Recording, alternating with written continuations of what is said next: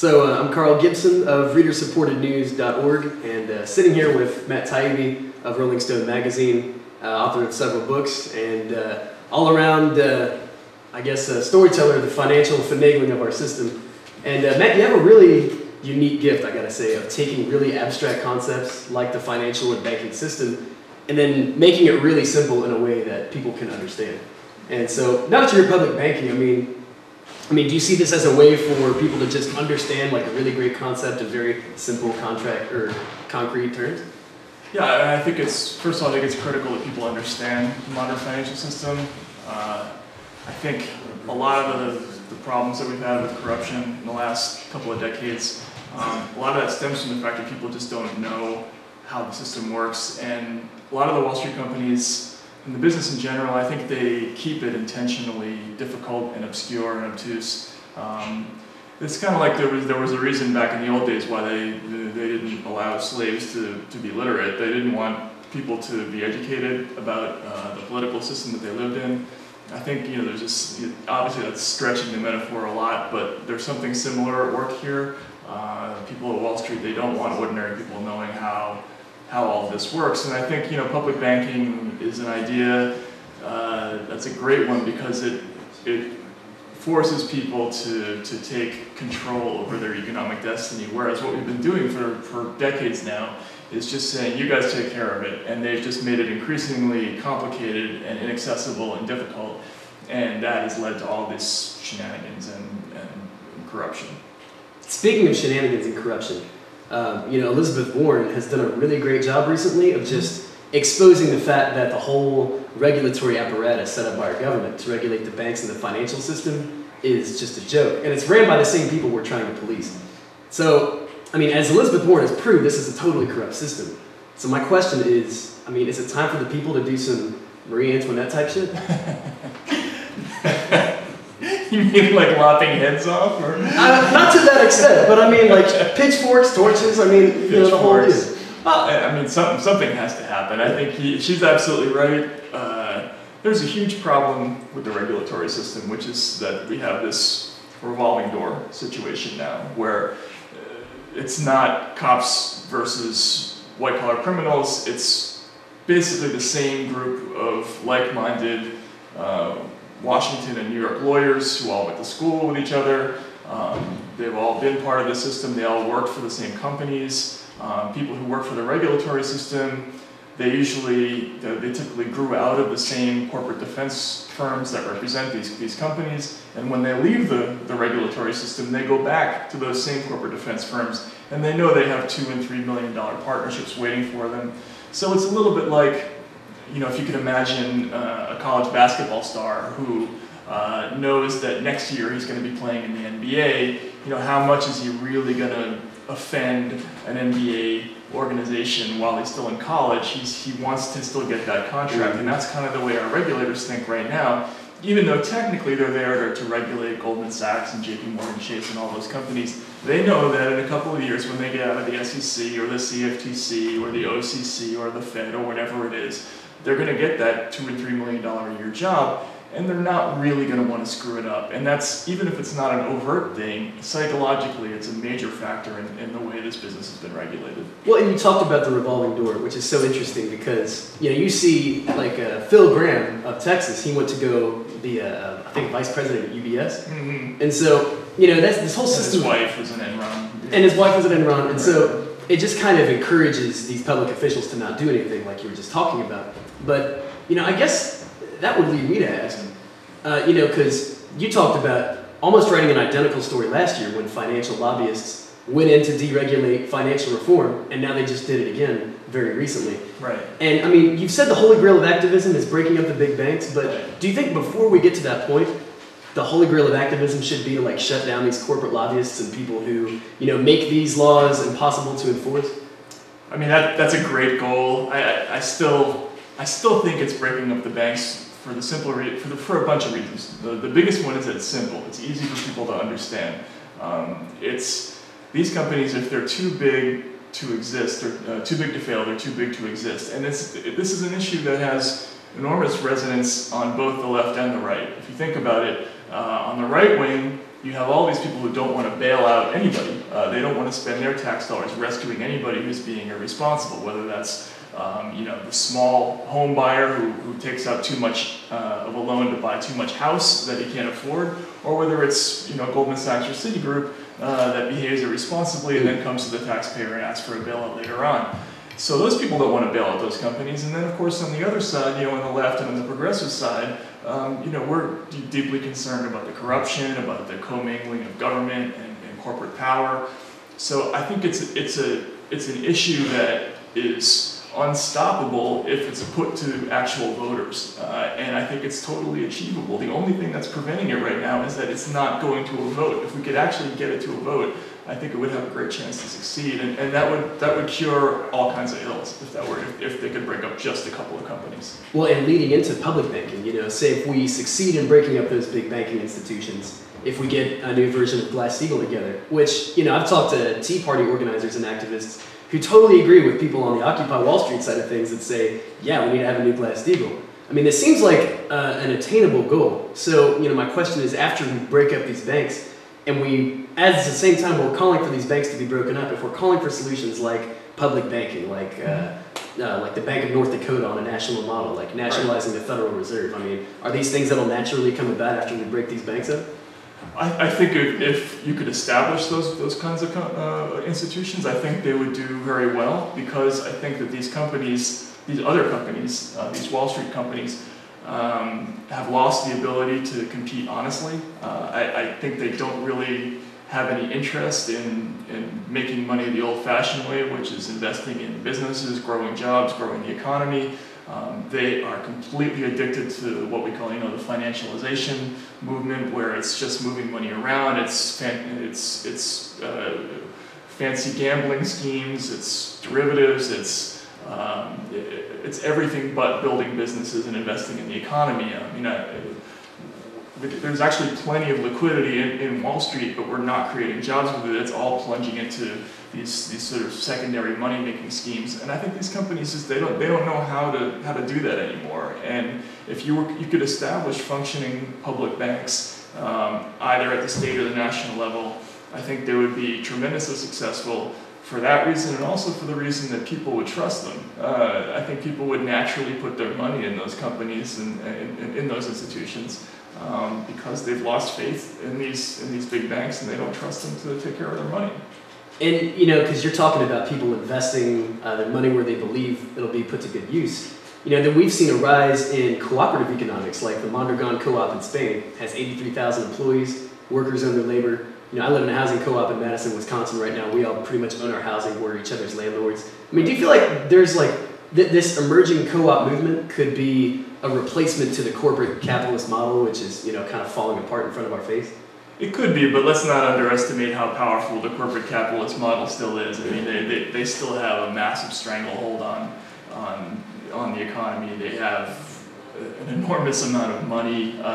They still have a virtually complete control over both houses of Congress and the presidential election process. They still have access to both parties that these kinds of movements that you're talking about won't have for a long time. So it'll be a while before you could rid yourself of that other kind of economy. But I think ultimately down the line, yeah, people want to have control over their own economic futures, and I think this is the way. It is definitely the way to go. It's just a question of how to get there.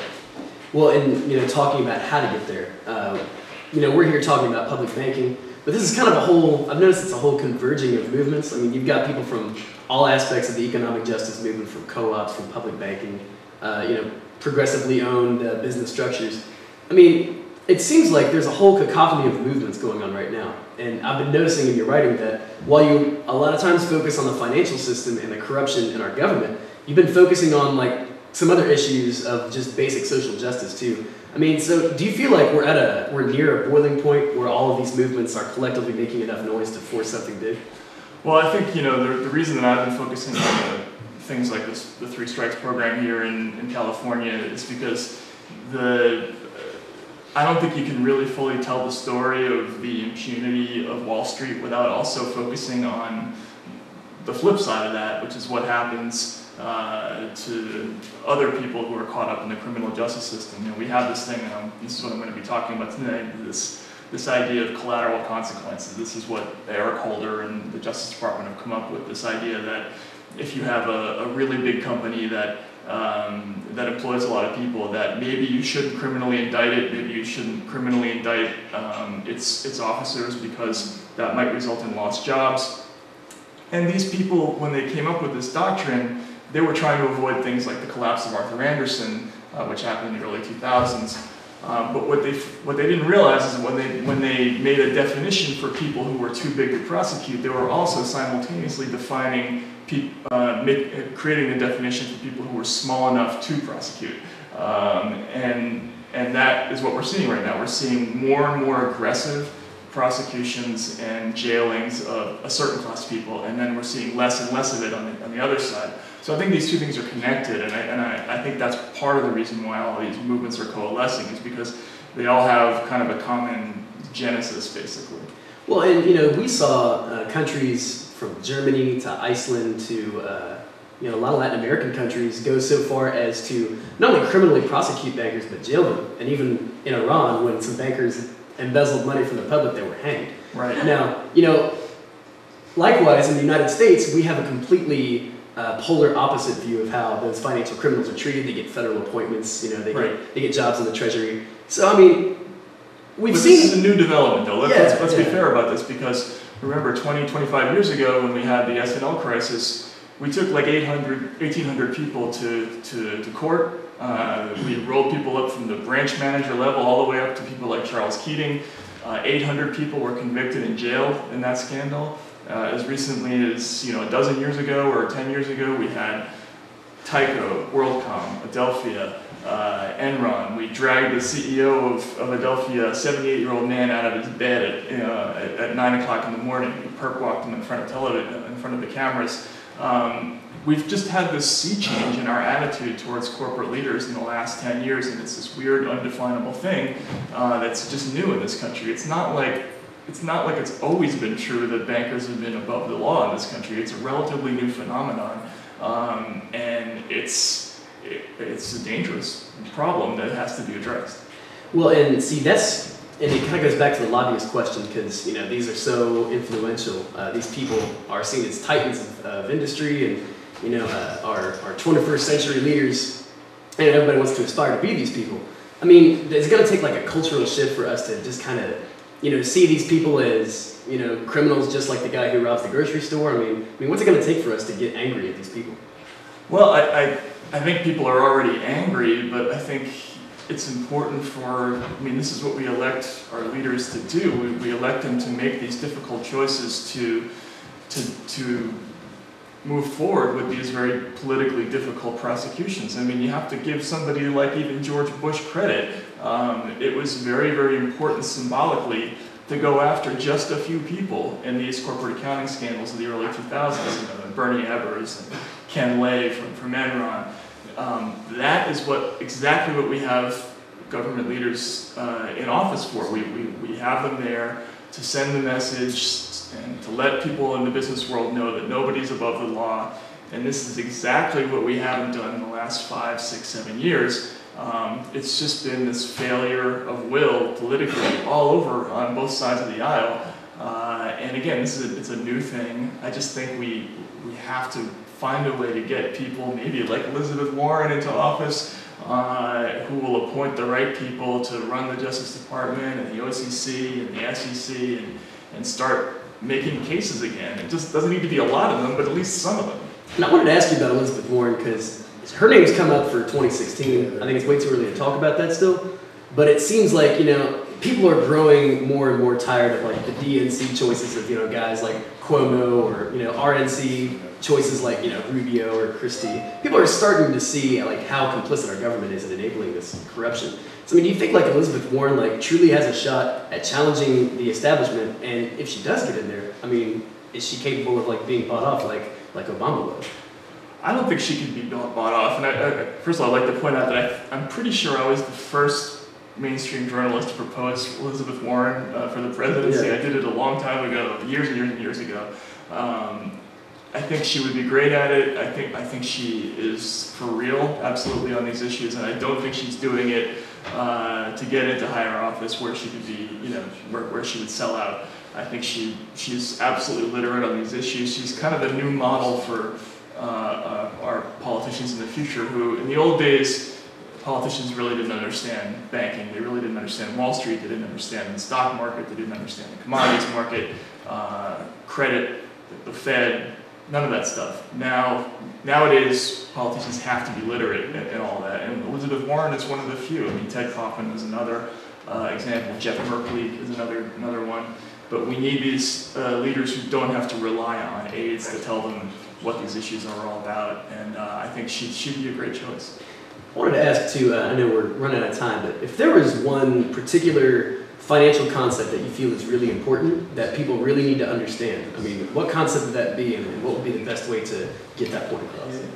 Wow, I mean, what I've really spent the last 5 years doing is just trying to explain how the mortgage crisis worked. I think that's still something that people don't understand. If you ask, if you go travel around Middle America and you ask them what happened in 2008, most people will still answer it's the fault of janitors and low-income people who borrowed too much money to buy houses they couldn't afford. They still don't understand that it was the availability of that credit that was part of a scam that transcended all of Wall Street.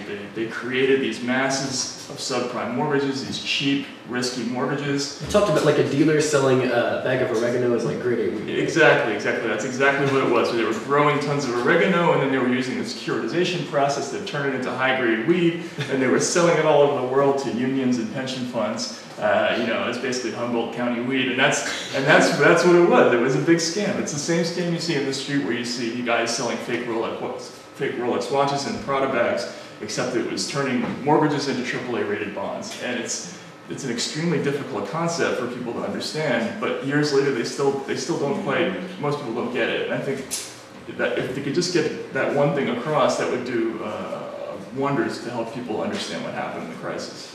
And I know you're doing a panel tonight. I know you've just recently written a book, but what's going to be the focus of your talk tonight? What are you going to try to get across in your message? I'm going to talk a lot about the criminal justice disparity, this whole collateral consequences thing, and I've been working on this for a book for like the last 2.5 years. Last week I interviewed the leaders of the only bank to be indicted since the financial crisis, and it's the Abacus Federal Savings Bank, which is a small family-owned bank in Chinatown, which is the only bank to be indicted since 2008, and this is a sort of a graphic demonstration of the collateral consequences concept, because they were essentially, this is how small you have to be prosecuted in the new America. You have to be a 6-story building in Chinatown running a mom-and-pop bank, otherwise you really can't be indicted. And I think that's what I really want to talk about is that and this new disparity and how dangerous that is for everybody to have these two new classes. Great. So I think we still have more time left, or a little more time to ask one more question. Cool. I wanted to know, Matt, like your take. There's a revolution going on in Turkey right now, and it's very similar to the Occupy movement, where people are protecting public space. The government is violently repressing. I mean, do you feel like the action that's happening in Europe, from Spain to Germany to Turkey, I mean, do you feel like there's a growing revolution against capitalism itself right now? Yes, I do, but you also have to remember that there's a much broader tradition of that kind of politics outside of the United States and in Europe than there ever has been here. I lived in Russia for 10 years. In Europe and in Eastern Europe, there has always been a very real conflict between capitalism and socialism and other forms of government. There's never really been an alternative idea in the United States. It's always been predominantly capitalism. It'll take something pretty extreme in this country to move people beyond the paradigm that we're used to in this country. But I mean, I think we're close to being close to that moment because of the failures of the system right now. Well, in the Arab Spring, it was high food prices and high fuel prices and stagnating wages that really drove people to the streets. And I feel like that's happening here. Like, productivity is at record highs. Wall Street is hitting new highs almost every other week. And wages, I think for a minimum wage worker, haven't been as low as they have been in 51 years. Right. It feels like we're really close. No, of course, but there's a major problem with that. One of the problems is that we have a press corps that doesn't really report the fact that the economy still sucks. It's amazing. I mean, I have to plead guilty here. I was one of these people. I know that the cream of the American political press basically knows nothing about how economics works. They basically hand us statistics on the stock market and unemployment. If it's rising, we say that the economy is good. Most of our press is out of touch with the way ordinary people live, and so this gigantic story that the real economy has not grown while the financial economy is exploding is going unreported, and so we don't have this widespread sense of crisis that we should have, which is kind of a shame. But eventually, I think it's not like the anger isn't there. It's just like that coalescing public debate about it is missing. Well, and because you talked about the media and like the corporate-owned media, I feel like it's their job to suppress news of any kind of revolt against the system itself and kind of protects the status quo. I mean, being a professional journalist, I've been a journalist before. I know how it is. Like, is the need to protect one's own career and livelihood, is that kind of taking precedent over reporting the actual truth and upsetting the people who own the news? See, I think this is a little bit of a misconception about how the media works. It's not like you have news directors and editors telling reporters that they can't report on this and that. It's just that there's a sort of a community of like-minded, upper-class people who man journalism these days. I mean, my father was a journalist. I grew up around reporters back in the 60s and 70s. Reporters, it was more like a trade than a profession. You entered it as a teenager. You often didn't go to college. It was like becoming a plumber or an electrician. The standard career path was somebody like Seymour Hersh, who started when he was 16, working in a newspaper. And they all reporters had this kind of like desire to kind of stick it to the man that was sort of built into their personality. They were all ornery, difficult people. Yeah. And that thing is gone from our profession. But there's a new class of reporter. It's very in bed with the same kinds of people who are running the government. They're Ivy League educated often, they're upper class, and they just don't see the problems. And it's not like they're consciously not reporting it, they're blind to it. So it's an organic, weird, sort of dysfunctional problem in our press world. Sure. Now we'll return to the regular program with Scott Paul. Thanks for tuning in. Thank you.